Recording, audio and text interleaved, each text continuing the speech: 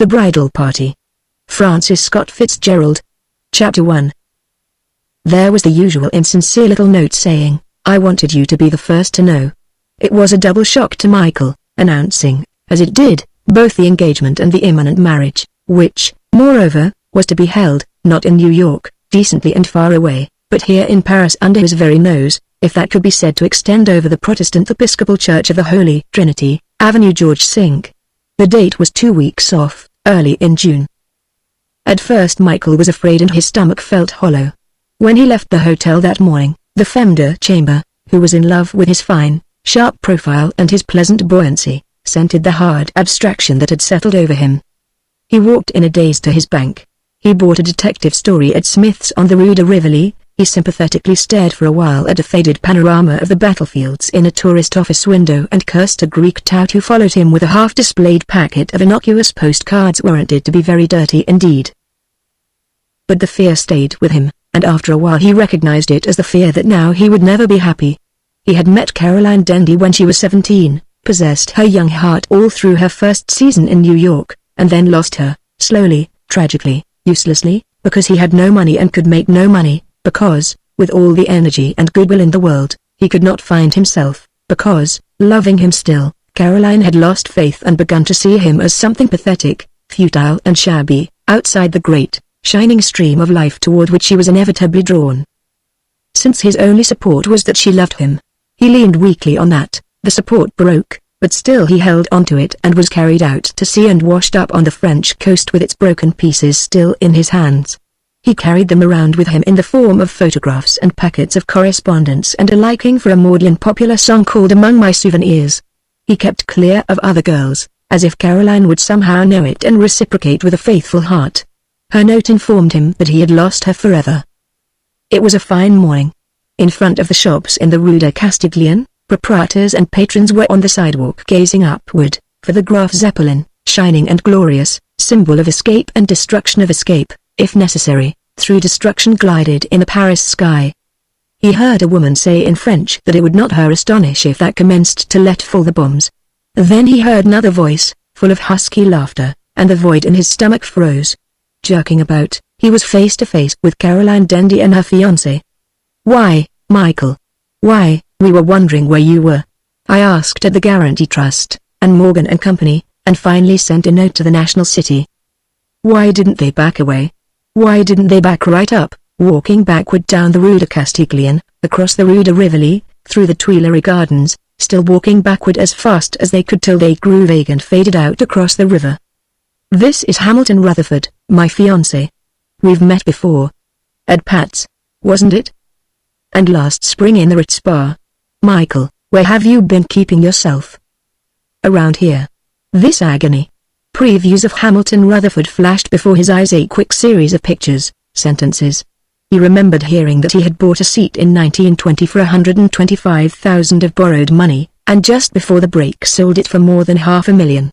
Not handsome like Michael, but vitally attractive, confident, authoritative, just the right height over Caroline. The Michael had always been too short for Caroline when they danced. Rutherford was saying, "No, I'd like it very much if you'd come to the bachelor dinner. I'm taking the Ritz Bar from 9 o'clock on. Then right after the wedding there'll be a reception and breakfast at the Hotel George Cinq. And, Michael, George Packman is giving a party day after tomorrow at Chez Victor, and I want you to be sure and come. And also to tea Friday at Jebby West's. She'd want to have you if she knew where you were. What's your hotel, so we can send you an invitation? You see, the reason we decided to have it over here is because Mother has been sick in a nursing home here and the whole clan is in Paris. Then Hamilton's mother's being here too. The entire clan, they had always hated him, except her mother, always discouraged his courtship. What a little counter he was in this game of families and money. Under his hat his brow sweated with the humiliation of the fact that for all his misery he was worth just exactly so many invitations. Frantically he began to mumble something about going away. Then it happened. Caroline saw deep into him, and Michael knew that she saw. She saw through to his profound woundedness, and something quivered inside her, died out along the curve of her mouth and in her eyes. He had moved her. All the unforgettable impulses of first love had surged up once more, their hearts had in some way touched across 2 feet of Paris sunlight. She took her fiancé's arm suddenly, as if to steady herself with the feel of it. They parted. Michael walked quickly for a minute, then he stopped, pretending to look in a window, and saw them farther up the street, walking fast into the place Vendome, people with much to do. He had things to do also. He had to get his laundry. Nothing will ever be the same again, he said to himself. She will never be happy in her marriage and I will never be happy at all anymore. The 2 vivid years of his love for Caroline moved back around him like years in Einstein's physics. Intolerable memories arose of rides in the Long Island moonlight, of a happy time at Lake Placid with her cheeks so cold there, but warm just underneath the surface, of a despairing afternoon in a little cafe on 48th Street in the last sad months when their marriage had come to seem impossible. "Come in," he said aloud. The concierge with a telegram, brusque because Mr. Curly's clothes were a little shabby. Mr. Curly gave few tips. Mr. Curly was obviously a petty client. Michael read the telegram. "An answer?" the concierge asked. "No," said Michael, and then, on an impulse, "Look." Too bad," said the concierge. "Your grandfather is dead." "Not too bad," said Michael. "It means that I come into $250,000. Too late by a single month. After the first flush of the news his misery was deeper than ever. Lying awake in bed that night, he listened endlessly to the long caravan of a circus moving through the street from one Paris fair to another. When the last van had rumbled out of hearing and the corners of the furniture were pastel blue with the dawn, he was still thinking of the look in Caroline's eyes that morning, the look that seemed to say, "Oh, why couldn't you have done something about it? Why couldn't you have been stronger, made me marry you? Don't you see how sad I am?" Michael's fists clenched. "Well, I won't give up till the last moment," he whispered. "I've had all the bad luck so far, and maybe it's turned at last. One takes what one can get, up to the limit of one's strength, and if I can't have her, at least she'll go into this marriage with some of me in her heart." Chapter 2. Accordingly he went to the party at Chez Victor 2 days later, upstairs and into the little salon off the bar where the party was to assemble for cocktails. He was early. The only other occupant was a tall lean man of 50. They spoke. "You waiting for George Packman's party?" "Yes. My name's Michael Curly." "My name's..." Michael failed to catch the name. They ordered a drink, and Michael supposed that the bride and groom were having a gay time. "Too much so," the other agreed, frowning. "I don't see how they stand it. We all crossed on the boat together, 5 days of that crazy life and then 2 weeks of Paris." Yuli hesitated, smiling faintly. "You'll excuse me for saying that your generation drinks too much." "Not Carolyn." "No, not Carolyn. She seems to take only a cocktail and a glass of champagne, and then she's had enough, thank God. But Hamilton drinks too much and all this crowd of young people drink too much." "Do you live in Paris?" "For the moment," said Michael. "I don't like Paris. My wife, that is to say, my ex-wife, Hamilton's mother, lives in Paris." "You're Hamilton Rutherford's father?" "I have that honor. And I'm not denying that I'm proud of what he's done. It was just a general comment." "Of course." Michael glanced up nervously as 4 people came in. He felt suddenly that his dinner coat was old and shiny. He had ordered a new one that morning. The people who had come in were rich and at home in their richness with one another. A dark, lovely girl with a hysterical little laugh whom he had met before, 2 confident men whose jokes referred invariably to last night's scandal and tonight's potentialities, as if they had important roles in a play that extended indefinitely into the past and the future. When Caroline arrived, Michael had scarcely a moment of her, but it was enough to note that, like all the others, she was strained and tired. She was pale beneath her rouge, there were shadows under her eyes. With a mixture of relief and wounded vanity, he found himself placed far from her and at another table. He needed a moment to adjust himself to his surroundings. This was not like the immature set in which he and Caroline had moved. The men were more than 30 and had an air of sharing the best of this world's good.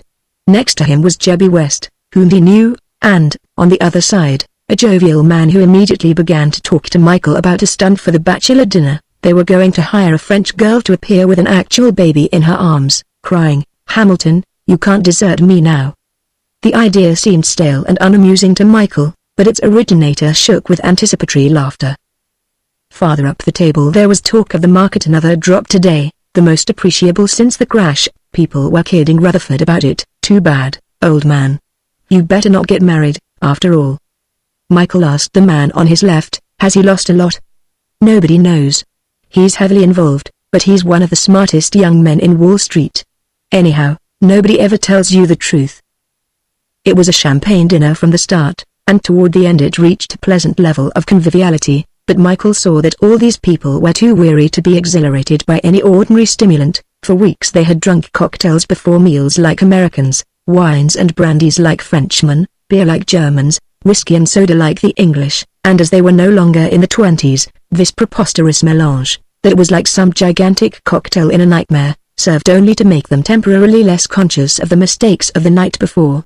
Which is to say that it was not really a gay party. What gaiety existed was displayed in the few who drank nothing at all. But Michael was not tired, and the champagne stimulated him and made his misery less acute.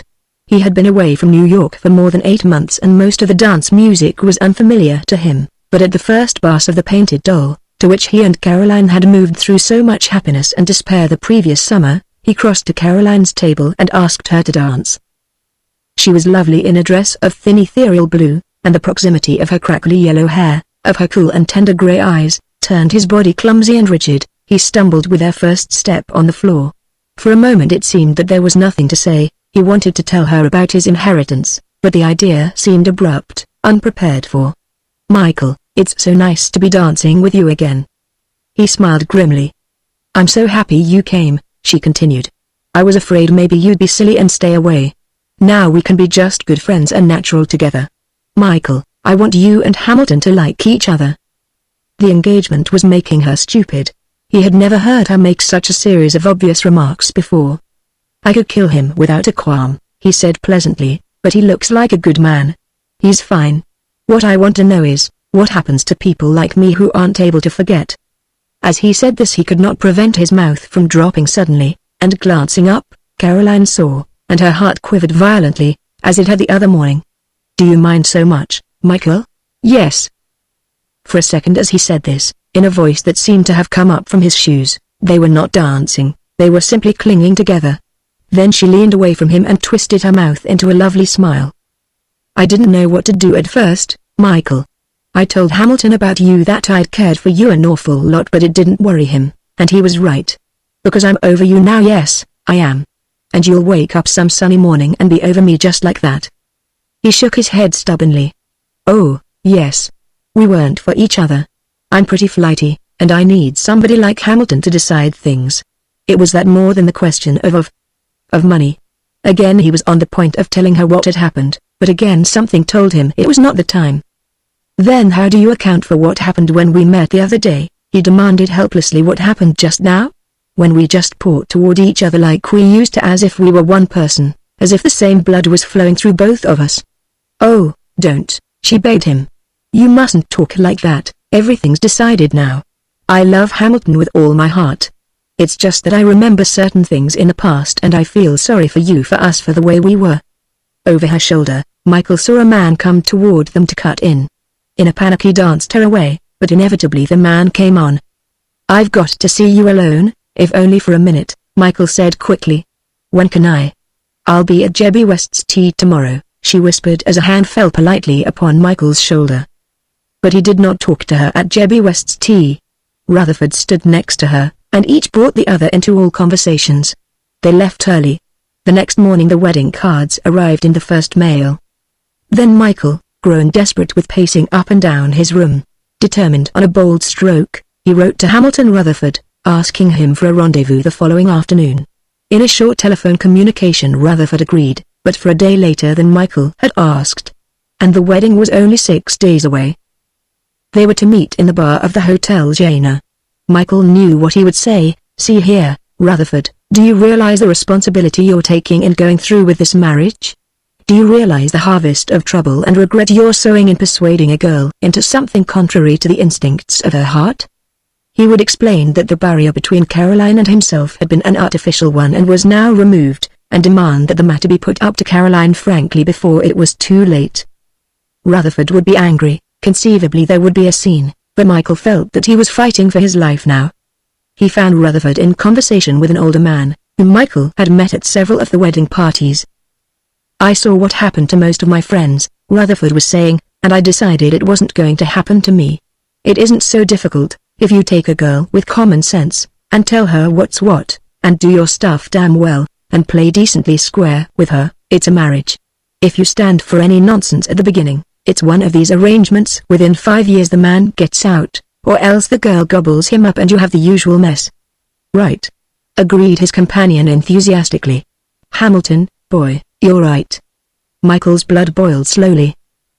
Doesn't it strike you, he inquired coldly, that your attitude went out of fashion about 100 years ago? No, it didn't, said Rutherford pleasantly, but impatiently. I'm as modern as anybody. I'd get married in an aeroplane next Saturday if it'd please my girl. I don't mean that way of being modern. You can't take a sensitive woman. Sensitive? Women aren't so darn sensitive. It's fellows like you who are sensitive. It's fellows like you they exploit all your devotion and kindness and all that.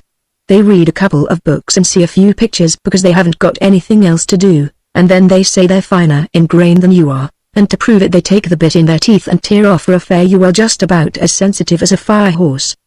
Caroline happens to be sensitive, said Michael in a clipped voice. At this point the other man got up to go. When the dispute about the check had been settled and they were alone, Rutherford leaned back to Michael as if a question had been asked him. Caroline's more than sensitive, he said. She's got sense. His combative eyes, meeting Michael's, flickered with a grey light. This all sounds pretty crude to you, Mr. Curley, but it seems to me that the average man nowadays just asks to be made a monkey of by some woman who doesn't even get any fun out of reducing him to that level. There are darn few men who possess their wives anymore, but I am going to be one of them. To Michael it seemed time to bring the talk back to the actual situation. Do you realize the responsibility you're taking? I certainly do, interrupted Rutherford. I'm not afraid of responsibility. I'll make the decisions fairly, I hope, but anyhow they'll be final. What if you didn't start right? Said Michael impetuously. What if your marriage isn't founded on mutual love? I think I see what you mean, Rutherford said, still pleasant. And since you've brought it up, let me say that if you and Caroline had married, it wouldn't have lasted 3 years. Do you know what your affair was founded on? On sorrow. You got sorry for each other. Sorrow's a lot of fun for most women and for some men, but it seems to me that a marriage ought to be based on hope. He looked at his watch and stood up. I've got to meet Caroline. Remember, you're coming to the bachelor dinner day after tomorrow. Michael felt the moment slipping away. Then Caroline's personal feelings don't count with you? He demanded fiercely. Caroline's tired and upset. But she has what she wants, and that's the main thing. Are you referring to yourself? Demanded Michael incredulously. Yes. May I ask how long she's wanted you? About 2 years. Before Michael could answer, he was gone. During the next 2 days Michael floated in an abyss of helplessness. The idea haunted him that he had left something undone that would sever this knot drawn tighter under his eyes. He phoned Caroline, but she insisted that it was physically impossible for her to see him until the day before the wedding, for which day she granted him a tentative rendezvous. Then he went to the bachelor dinner, partly in fear of an evening alone at his hotel, partly from a feeling that by his presence at that function he was somehow nearer to Caroline, keeping her in sight. The Ritz bar had been prepared for the occasion by French and American banners and by a great canvas covering one wall, against which the guests were invited to concentrate their proclivities in breaking glasses. At the first cocktail, taken at the bar, there were many slight spillings from many trembling hands, but later, with the champagne, there was a rising tide of laughter and occasional bursts of song. Michael was surprised to find what a difference his new dinner coat, his new silk hat, his new, proud linen made in his estimate of himself. He felt less resentment toward all these people for being so rich and assured. For the first time since he had left college he felt rich and assured himself. He felt that he was part of all this, and even entered into the scheme of Johnson, the practical joker, for the appearance of the woman betrayed, now waiting tranquilly in the room across the hall. We don't want to go too heavy, Johnson said, because I imagine Ham's had a pretty anxious day already. Did you see Fulman Oil's 16 points off this morning? Will that matter to him? Michael asked, trying to keep the interest out of his voice. Naturally. He's in heavily, he's always in everything heavily. So far he's had luck, anyhow, up to a month ago. The glasses were filled and emptied faster now, and men were shouting at one another across the narrow table. Against the bar a group of ushers was being photographed, and the flashlight surged through the room in a stifling cloud. Now's the time, Johnson said. You're to stand by the door, remember, and we're both to try and keep her from coming in just till we get everybody's attention." He went on out into the corridor, and Michael waited obediently by the door. Several minutes passed. Then Johnson reappeared with a curious expression on his face. "There's something funny about this. Isn't the girl there?" "She's there all right, but there's another woman there, too, and it's nobody re-engaged either. She wants to see Hamilton Rutherford, and she looks as if she had something on her mind." They went out into the hall. Planted firmly in a chair near the door sat an American girl, a little the worse for liquor, but with a determined expression on her face. She looked up at them with a jerk of her head. "Well, tell him?" she demanded. "The name is Marjorie Collins, and he'll know it. I've come a long way, and I want to see him now and quick, or there's going to be more trouble than you ever saw." She rose unsteadily to her feet. "You go in and tell Ham," whispered Johnson to Michael. "Maybe he'd better get out. I'll keep her here." Back at the table, Michael leaned close to Rutherford's ear and, with a certain grimness, whispered, "A girl outside named Marjorie Collins says she wants to see you. She looks as if she wanted to make trouble." Hamilton Rutherford blinked and his mouth fell ajar, then slowly the lips came together in a straight line and he said in a crisp voice, "Please keep her there. And send the head barman to me right away." Michael spoke to the barman, and then, without returning to the table, asked quietly for his coat and hat. Out in the hall again, he passed Johnson and the girl without speaking and went out into the Rue Cambon. Calling a cab, he gave the address of Caroline's hotel. His place was beside her now. Not to bring bad news, but simply to be with her when her house of cards came falling around her head. Rutherford had implied that he was soft. Well, he was hard enough not to give up the girl he loved without taking advantage of every chance within the pale of honor. Should she turn away from Rutherford, she would find him there.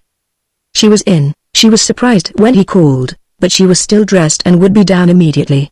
Presently she appeared in a dinner gown, holding 2 blue telegrams in her hand. They sat down in armchairs in the deserted lobby.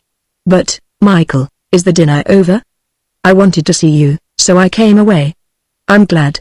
Her voice was friendly, but matter-of-fact. "Because I'd just phoned your hotel that I had fittings and rehearsals all day tomorrow. Now we can have our talk after all." "You're tired," he guessed. "Perhaps I shouldn't have come." "No. I was waiting up for Hamilton. Telegrams that may be important. He said he might go on somewhere, and that may mean any hour, so I'm glad I have someone to talk to." Michael winced at the impersonality in the last phrase. "Don't you care when he gets home?"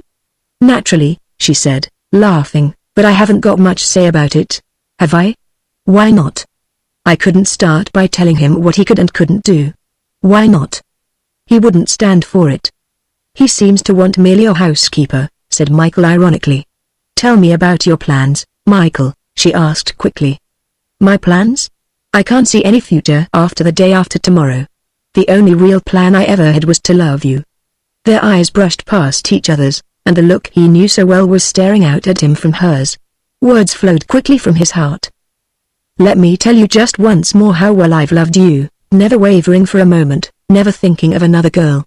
And now when I think of all the years ahead without you, without any hope, I don't want to live, Caroline darling. I used to dream about our home, our children, about holding you in my arms and touching your face and hands and hair that used to belong to me, and now I just can't wake up." Caroline was crying softly. Poor Michael, poor Michael. Her hand reached out and her fingers brushed the lapel of his dinner coat. "I was so sorry for you the other night. You looked so thin, and as if you needed a new suit and somebody to take care of you." She sniffled and looked more closely at his coat. "Why, you've got a new suit. And a new silk hat. Why, Michael, how swell." She laughed, suddenly cheerful through her tears. "You must have come into money, Michael. I never saw you so well turned out." For a moment, at her reaction, he hated his new clothes. "I have come into money," he said. "My grandfather left me about $250,000. "Why, Michael," she cried, "how perfectly swell. I can't tell you how glad I am. I've always thought you were the sort of person who ought to have money." "Yes, just too late to make a difference." The revolving door from the street groaned round and Hamilton Rutherford came into the lobby. His face was flushed, his eyes were restless and impatient. "Hello, darling, hello, Mr. Curley." He bent and kissed Caroline. "I broke away for a minute to find out if I had any telegrams. I see you've got them." Taking them from her, he remarked to Curly. That was an odd business there in the bar, wasn't it? Especially as I understand some of you had a joke fixed up in the same line. He opened one of the telegrams, closed it and turned to Caroline with the divided expression of a man carrying two things in his head at once. A girl I haven't seen for 2 years turned up, he said. It seemed to be some clumsy form of blackmail, for I haven't and never have had any sort of obligation toward her or whatever. What happened? The head barman had a gite general man there in 10 minutes and it was settled in the hall. The French blackmail laws make ours look like a sweet wish, and I gather they threw a scare into her that she'll remember. But it seems wiser to tell you. Are you implying that I mentioned the matter? Said Michael stiffly. No, Rutherford said slowly. No, you were just going to be on hand. And since you're here, I'll tell you some news that will interest you even more. He handed Michael one telegram and opened the other. This is in code, Michael said. So is this. But I've got to know all the words pretty well this last week. The two of them together mean that I'm due to start life all over. Michael saw Caroline's face grow a shade paler, but she sat quiet as a mouse. It was a mistake and I stuck to it too long, continued Rutherford. So you see I don't have all the luck, Mr. Curly. By the way, they tell me you've come into money. Yes, said Michael. There we are, then. Rutherford turned to Caroline. You understand, darling, that I'm not joking or exaggerating. I've lost almost every cent I had and I'm starting life over. 2 pairs of eyes were regarding her. Rutherford's non-committal and unrequiring, Michael's hungry, tragic, pleading. In a minute she had raised herself from the chair and with a little cry thrown herself into Hamilton Rutherford's arms. Oh, darling, she cried, what does it matter? It's better, I like it better, honestly I do. I want to start that way, I want to. Oh, please don't worry or be sad even for a minute. All right, baby, said Rutherford. His hand stroked her hair gently for a moment, then he took his arm from around her. I promised to join the party for an hour, he said. So I'll say good night, and I want you to go to bed soon and get a good sleep. Good night, Mr. Curly. I'm sorry to have let you in for all these financial matters. But Michael had already picked up his hat and cane. I'll go along with you, he said. Chapter 3. It was such a fine morning. Michael's getaway hadn't been delivered, so he felt rather uncomfortable passing before the cameras and the moving picture machines in front of the little church on the Avenue George Cinq. It was such a clean, new church that it seemed unforgivable not to be dressed properly, and Michael, white and shaky after a sleepless night, decided to stand in the rear. From there he looked at the back of Hamilton Rutherford, and the lacy, filmy back of Caroline, and the fat back of George Packman, which looked unsteady, as if it wanted to lean against the bride and groom. The ceremony went on for a long time under the gay flags and pennons overhead, under the thick beams of June sunlight slanting down through the tall windows upon the well-dressed people. As the procession, headed by the bride and groom, started down the aisle, Michael realized with alarm he was just where everyone would dispense with their parade stiffness, become informal and speak to him. So it turned out. Rutherford and Caroline spoke first to him, Rutherford grim with the strain of being married, and Caroline lovelier than he had ever seen her, floating all softly down through the friends and relatives of her youth, down through the past and forward to the future by the sunlit door. Michael managed to murmur, beautiful, simply beautiful, and then other people passed and spoke to him. Old Mrs. Dandy, straight from her sickbed and looking remarkably well, or carrying it off like the very fine old lady she was, and Rutherford's father and mother, 10 years divorced, but walking side by side and looking made for each other and proud. Then all Caroline's sisters and their husbands and her little nephews in Eton suits, and then a long parade, all speaking to Michael because he was still standing paralyzed just at that point where the procession broke. He wondered what would happen now. Cards had been issued for a reception at the George Cinq, an expensive enough place, heaven knew. Would Rutherford try to go through with that on top of those disastrous telegrams? Evidently, for the procession outside was streaming up through the June morning, 3 by 3 and 4 by 4. On the corner the long dresses of girls, 5 abreast, fluttered many-colored in the wind.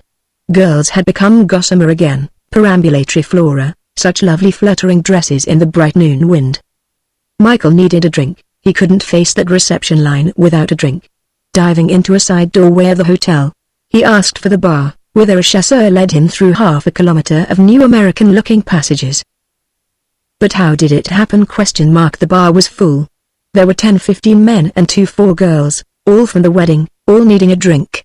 There were cocktails and champagne in the bar, Rutherford's cocktails and champagne, as it turned out, for he had engaged the whole bar and the ballroom and the two great reception rooms and all the stairways leading up and down, and windows looking out over the whole square block of Paris. By and by Michael went and joined the long, slow drift of the receiving line. Through a flowery mist of such a lovely wedding, my dear, you are simply lovely, you're a lucky man, Rutherford. He passed down the line. When Michael came to Caroline, she took a single step forward and kissed him on the lips, but he felt no contact in the kiss. It was unreal and he floated on away from it. Old Mrs. Dandy, who had always liked him, held his hand for a minute and thanked him for the flowers he had sent when he heard she was ill. I'm so sorry not to have written, you know, we old ladies are grateful for the flowers. The fact that she had not written the wedding. Michael saw that they all had the same relative importance to her now. She had married off 5 other children and seen 2 of the marriages go to pieces, and this scene, so poignant, so confusing to Michael, appeared to her simply a familiar charade in which she had played her part before. A buffet luncheon with champagne was already being served at small tables and there was an orchestra playing in the empty ballroom. Michael sat down with Jebby West. He was still a little embarrassed at not wearing a morning coat, but he perceived now that he was not alone in the omission and felt better. Wasn't Caroline divine? Jebby West said. So entirely self-possessed. I asked her this morning if she wasn't a little nervous at stepping off like this. And she said, why should I be? I've been after him for 2 years, and now I'm just happy, that's all. It must be true, said Michael gloomily. What? What you just said. He had been stabbed, but, rather to his distress, he did not feel the wound. He asked Jebby to dance. Out on the floor, Rutherford's father and mother were dancing together. It makes me a little sad, that, she said. Those two hadn't met for years, both of them were married again and she divorced again.